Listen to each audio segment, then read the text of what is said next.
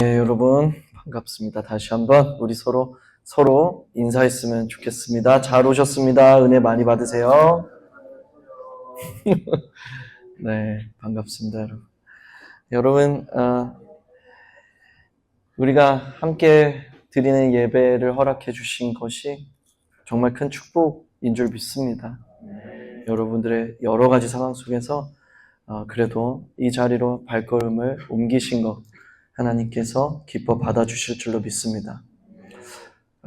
진짜 저도 이번 주에 몸이 되게 안 좋았어요. 계속 설사가 나가지고 되게 힘들었는데 또 오늘 예배 준비하면서 찬양 연습하면서 또 예배 드리러 335 이렇게 나오시는 여러분들의 모습을 보면서 하나님께서 위로 주시고 힘을 주시더라고요.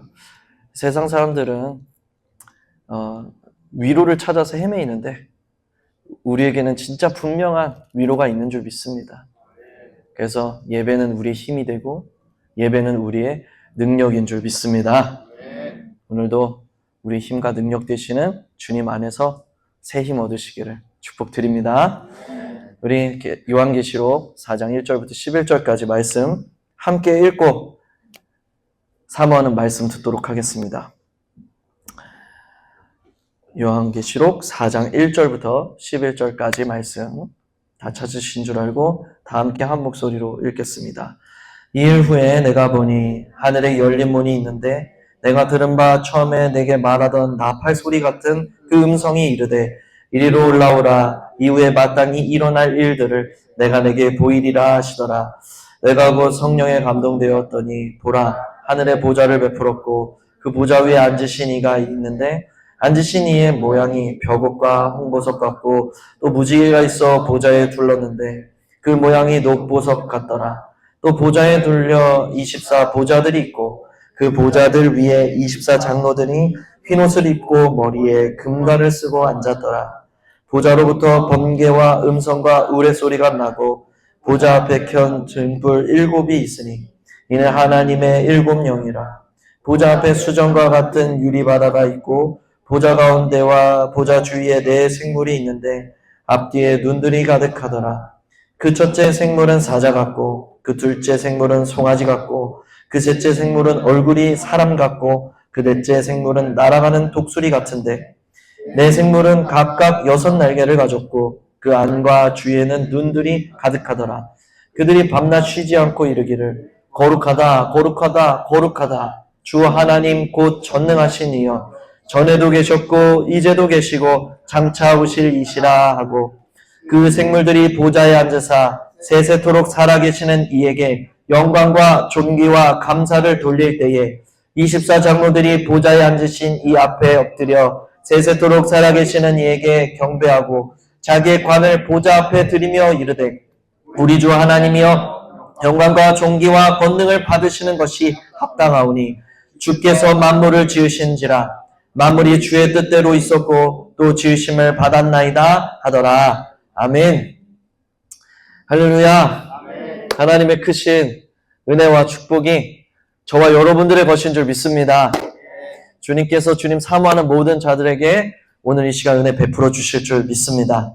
오늘은 요한계시록 4장의 말씀을 통해서 하늘의 예배라는 말씀의 제목 가지고 여러분들과 나눌 때에 갑자기 임하시는 성령의 음성이 있으시기를 축복드립니다.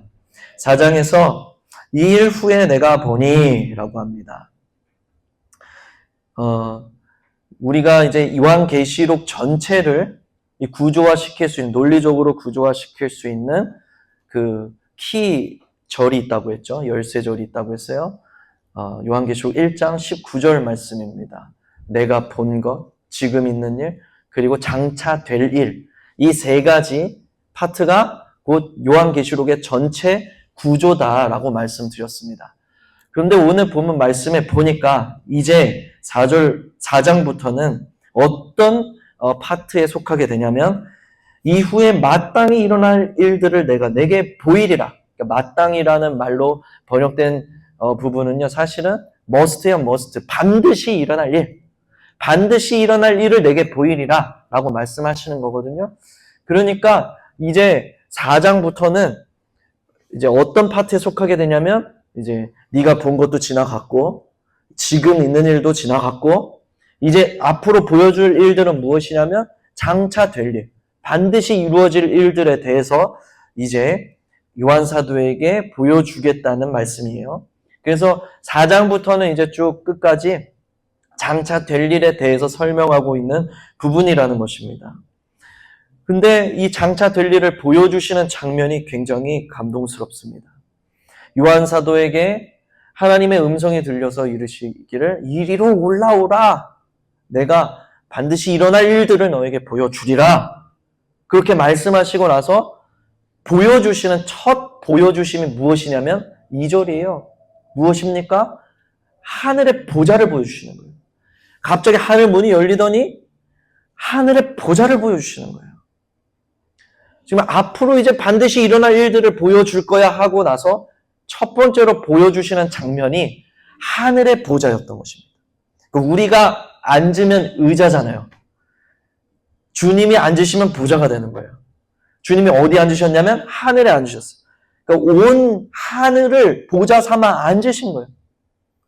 그 놀라운 장면, 그 경이로운 장면, 그 압도적인 장면을 요한 사도가 보고 있는 것입니다. 지금 요한 사도와 성도들은 어떤 상황 가운데 있었습니까? 우리가 처음에 이 요한계시록 배경을 우리가 설명하면서 보았죠.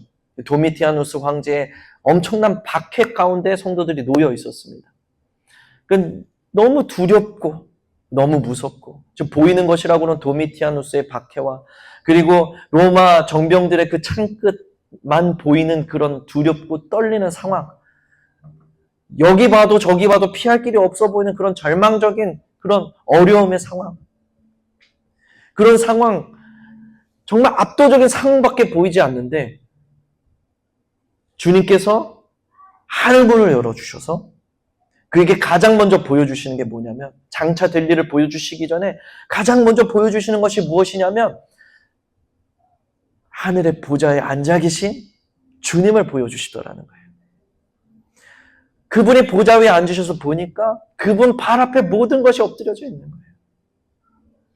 도미티아누스도 로마 정병들도 그 주님 앞에서는 아무것도 아니더라는 거죠. 그런 압도적인 장면에 빨려 들어가고 있는 것입니다.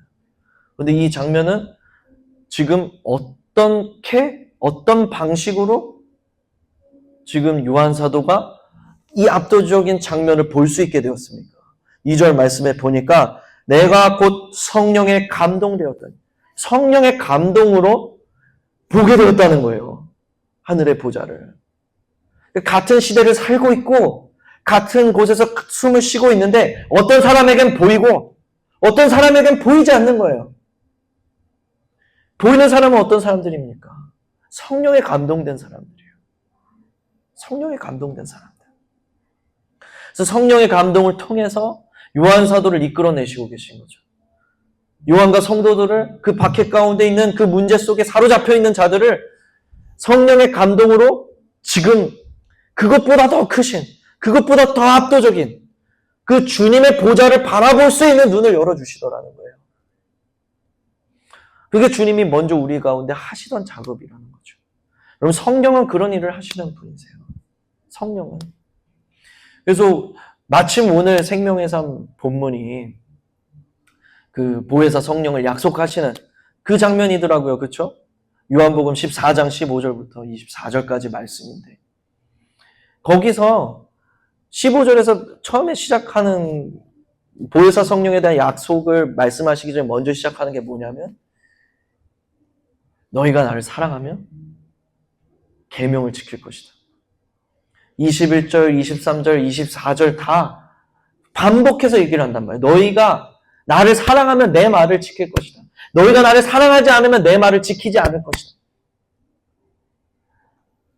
그러니까 하나님의 말씀을 청종하고 그 말씀에 순종하는 것을 어떻게 보고 있냐면, 어떤 문제로 보고 있냐면, 그 말씀 지키면 복을 받고 안 받고 이런 수준이 아니라 주님을 사랑하느냐 마느냐, 사랑하고 있느냐 아니냐, 사랑의 문제로 보고 있다는 거예요, 성경이. 하나님을 사랑하면 하나님의 말씀에 청종하고 순종한다. 그러나 하나님 사랑하지 않으면 그 말씀을 듣지 않을 것이다. 그게 성경이 바라보는 말씀을 듣고 순종하는 일에 대한 상황인 거죠. 그게 도대체 어떤 상황인지를 보여주는 거죠. 그래서 이런 말이 있더라고요. 남자가 여자와 결혼할 때는 남자는 그 여자와 결혼하기 위해서 수많은 여자 중에 그 여자를 선택한 거래요. 근데 여자는 수많은 남자들 중에 그 남자와 결혼하기 위해서 이 세상 모든 남자를 포기한 거래요. 그러니까 사랑에는 선택과 포기가 일어나다는 거죠. 사랑이라는 거의 특징은. 근데 진짜 그래요. 우리가 주님의 말씀을 듣고 순종하는 일은 반드시 선택과 포기가 일어나는 거예요. 주님의 말씀을 선택하기 위해서 우리가 가진 뜻과 생각과 이 시대의 정신과 이 시대의 가치와 내 지식과 내 계획과 내 경험을 포기하게 되더라는 거죠. 그 선택과 그 포기를 할 수 있는 이유는 성경이 말하기를, 요한 사도가 말하기를 주님을 사랑하느냐 마느냐의 문제다라는 거예요. 근데 그 사랑을 우리 가운데서 회복시켜 주시고 예수님 사랑할 수 있게 만들어 주시기 위해서 주님이 약속하신 게 무엇이냐면 바로 또 다른 보혜사이신 성령님이에요. 왜 또 다른 보혜사입니까? 원조 보혜사는 육신을 입고 이 땅에 오신 예수 그리스도. 그렇기 때문에 육신으로 오신 예수님께서 이제 다시 하늘로 돌아가시니까 또 다른 보혜사를 내가 보내주겠다. 그는 진리의 영이다. 예수님은 육신을 입고 오신 보혜사이신데 또 다른 보혜사는 진리의 영이라는 거예요. 진리의 영이라는 것은 다른 말로 무슨 말로 표현할 수 있을까요? 예수님께서 자기 자신을 이렇게 설명했습니다. 나는 길이요, 진리요, 생명이니. 그 요한 사도가 바라보는 진리라는 것은 뭐냐면 예수님 그 자체예요. 그러니까 진리의 영이라는 것은 다른 말로 예수의 영이라는 말이에요. 예수님이 영을 보내주시겠다는 거예요, 이 땅에. 그 보혜사 성령님을 보내주실 때 어떤 말을 덧붙이시냐면 내가 너희를 고아와 같이 버려두지 않겠다. 고아와 같이 버려두지 않고 성령을 보내주겠다. 말씀하시는 거예요. 고아가 무엇입니까, 여러분? 부모가 없는 사람들이잖아요. 부모가 없는 사람들. 부모의 특징은 무엇입니까? 부모가 왜 부모입니까? 자녀에게 공급자가 되고 보호자가 되기 때문인 거예요. 자녀를 안전하게 보호할 책임이 부모에게 있어요. 그리고 자녀에게 공급할 책임이 있어요. 무엇을 공급합니까? 물질을 공급하고 더 중요한 건 사랑을 공급하는 거예요, 사랑을. 그래서 제가 우리 룸이 나왔을 때 그러더라고요, 의사가. 아이를 안겨주면서 이 아이가 이 엄마의 이 심장 소리, 엄마의 체온을 이제 느끼지 못하면 건강하게 자라지 못한대요.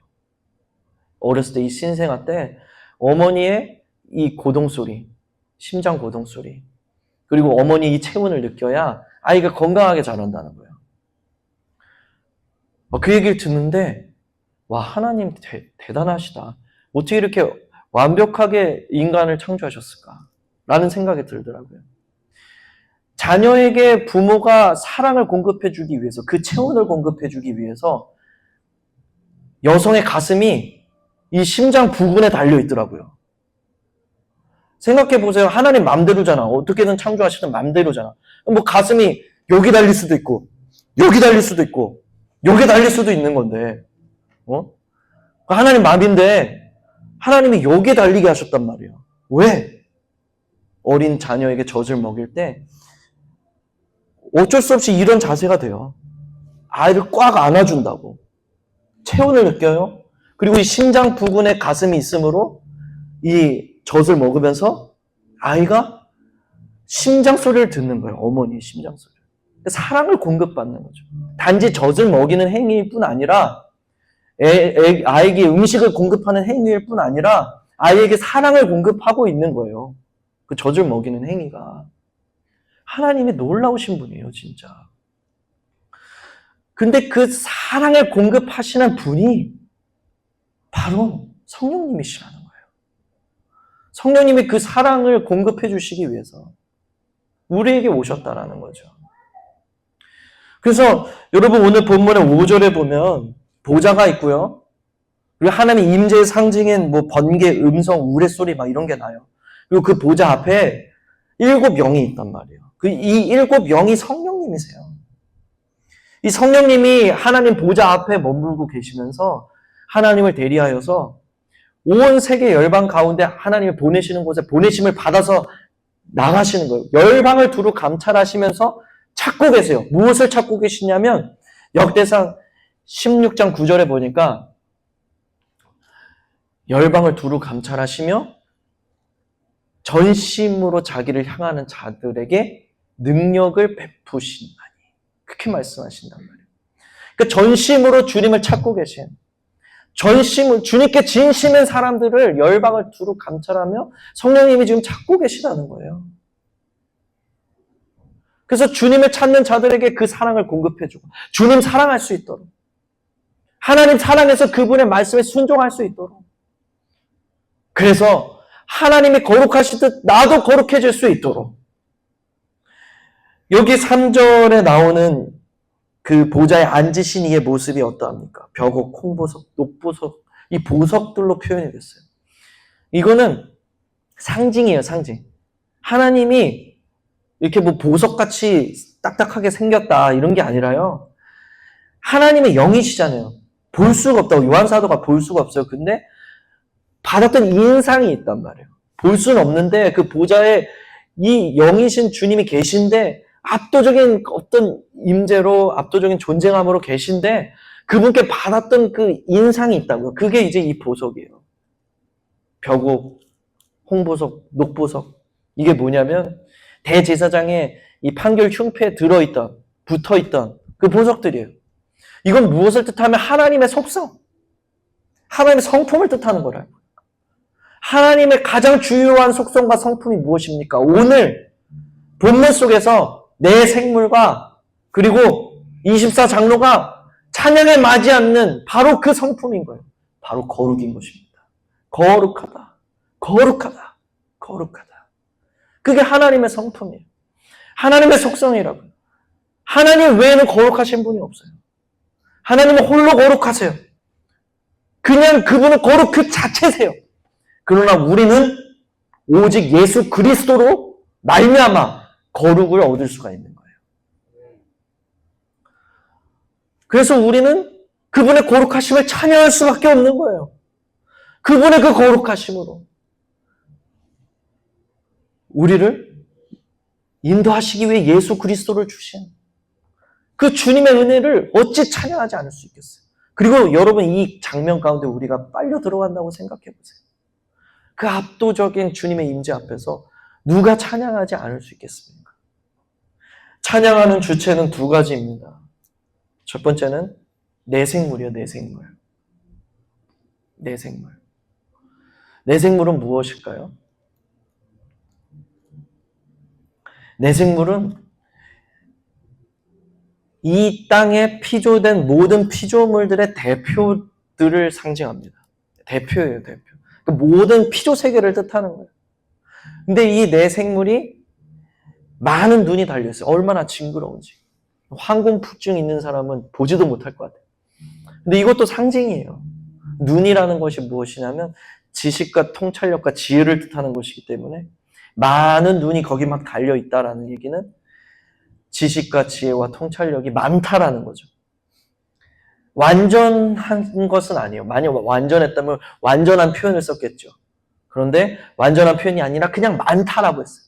완전하진 않지만 많아요. 지식이 많고 지혜가 많고 통찰력이 풍부합니다. 하나님이 이 피조 세계에 완전하신 하나님이 이 세상을 창조하실 때에 이 세상에 그 놀라운 지혜를 녹여내신 거란 말이에요. 그러니까 인간들이 이 피조 세계의 것들을 잘 관찰하고 연구해서 여기까지 온 거예요. 그냥 이 피조 세계를 잘 관찰하고 연구했을 뿐인데 엄청난 지혜를 얻어서 이 모든 과학 문명의 발달을 이룩한 거 아닙니까? 그러니까 하나님의 놀라운 지혜와 통찰과 지식이 이 피조 세계에 녹아져 있다고요. 그런데 이 피조 세계의 이 지혜와 지식은 결코 하나님을 넘어설 수가 없어요. 하나님은 전지하신 분이에요. 모든 지혜와 지식이 그분으로부터 말미암았습니다. 그러니까 이 피조 세계가 아무리 많은 눈을 가지고 있다 할지라도 완전하신 주님과는 비교할 수가 없는 거죠. 그리고 사람이 아무리 대단하다 할지라도 이 대자연과는 비교할 수가 없는 거예요. 그러니까 하나님께서 그 완전한 지식으로 우리를 다 알고 계시더라는 거죠. 우리를 다 알고 계시더라는 거예요. 이 피조 세계가 찬양을 하기 시작합니다. 거룩하다, 거룩하다, 거룩하다. 찬양을 하기 시작해요. 피조물들의 창조된 이유예요. 온 땅과 만물들이 그분을 찬양하기 위해서 창조되었단 말이에요. 그래서 모든 피조물들이 주님을 찬양하고 있는 거예요. 그게 창조된 목적이란 말이죠. 그래서 이 하늘의 예배에서는 모든 만물들이 그 창조된 목적대로 압도적인 주님의 임재 앞에서 그분을 경배하고 있는 거예요. 그때 24 장로들이 같이 경배를 하기 시작합니다. 24 장로들은 무엇일까요? 24 장로들이 무엇인가에 대한 견해는 여러 가지가 있어요. 진짜 여러 가지가 있어요. 굉장히 다양한 견해들을 쏟아냈는데 그 중에서도 가장 권위 있는 두 가지 견해는 첫 번째는 천사들 중에서 좀 계급이 높은 천사들을 의미한다. 그리고 두 번째는 하나님을 믿는 믿음으로 끝까지 승리한 면류관을 받은 그 성도들을 뜻한다. 라고 얘기를 해요. 둘 중에서 저는 후자로 여러분들에게 설명을 해주고 싶어요. 오늘 본문에 보니까 4절에 보니까 24 보좌들이 있고 보좌들 위에 24 장로들이 있어요. 이 장로들의 특징은 무엇입니까? 첫 번째는 흰 옷을 입고 있습니다. 두 번째는 금관을 쓰고 있어요. 흰 옷이라는 것은 무엇입니까? 요한계시록 7장에 보면요. 이 흰 옷의 어떤 그 원인, 어떻게 흰 옷이 되었는가를 설명하는 부분이 나와요. 어린 양의 피에 빨아 휘게 했느니라. 그 흰 옷을 입은 셀 수 없는 사람들이 나오니까 이 사람들이 어디서 왔는지 아느냐? 당신이 아십니다. 요한사도가. 그러니까 이들은 환란에서 나온 자들인데 이 사람들은 어린 양의 피에 자신의 옷을 빨아 휘게 하였느니라. 그러니까 어린 양의 피로 말미암아 옷이 휘어진 거예요. 어린 양으로 말미암아 거룩하다 함을 받은 사람들이라는 말이에요. 예수 그리스도를 의지하여 나를 위하여 죽으신 예수의 피의 공로를 의지하여 거룩함을 받은 사람들이에요. 또한 여기에 관이 있단 말이에요. 머리에 관을 쓰고 있어요. 이 관이라는 것은 성경에서 두 가지 표현이 있어요. 첫 번째는 말 그대로 왕이 쓰는 관이에요. 왕관. 두 번째는 이 월계관을 뜻할 때 이 면류관이라는 표현을 써요. 월계관. 월계관이 뭐죠? 운동선수들이 막 운동해서 아주 우수한 성적을 거두었을 때, 1등 했을 때, 이제 우리 오늘날은 금메달 걸어주지만 그 당시에는 월계관을 씌워준단 말이에요. 월계관을. 그걸 뜻하는 거예요. 그 관을 썼어요. 둘 중에 무엇일까요? 왕관일까요? 월계관일까요? 여기서 쓰인 이 관은 월계관으로 표현된 단어가 쓰였습니다. 그래서 어디에서 똑같은 단어가 쓰이냐면 디모데후서 4장 6절에서 쓰여요. 나는 달려갈 길을 다 마쳤다. 그리고 이후에는 나를 위하여 면류관이 예비되었다.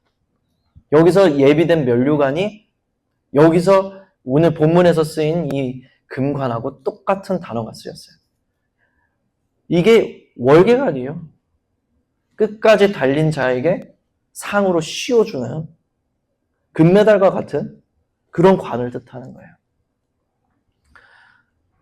그래서 이런 내용들을 볼 때 여기 본문에서 말하고 있는 24장로는 천사들이 아니라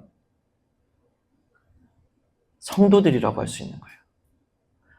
끝까지 달려갈 길을 다 달린, 믿음으로 끝까지 싸워서 승리한, 믿음으로 끝까지 살아낸, 그래서 마침내 면류관을 얻게 된 사도 바울과 같은, 우리 신앙의 선조들과 같은 그런 하나님의 백성들을 총체적으로 24장로라고 상징화시켜 놓은 것입니다.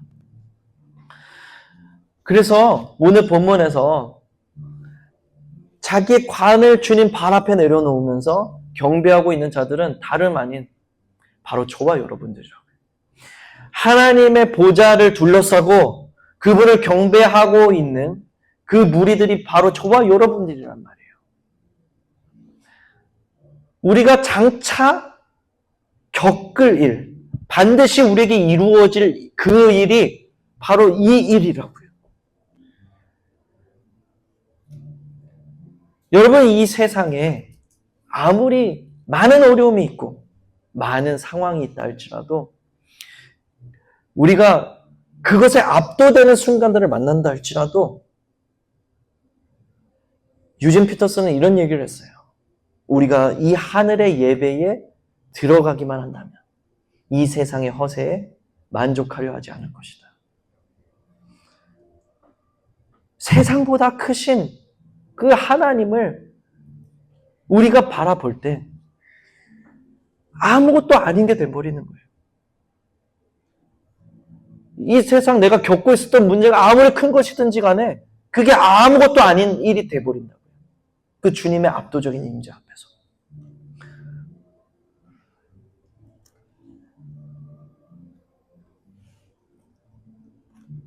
이사야서 40장을 제가 찾아서 읽어드릴게요.